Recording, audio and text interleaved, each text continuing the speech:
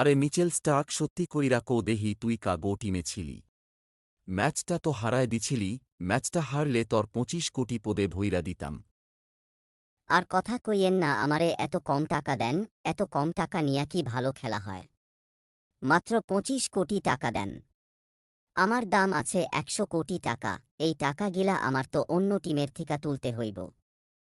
এই শালা Mitchell Starc, টাকা ফেরত দে। তুই আমগো লগে বাটপারি করছ। তুই একটা বাটপার।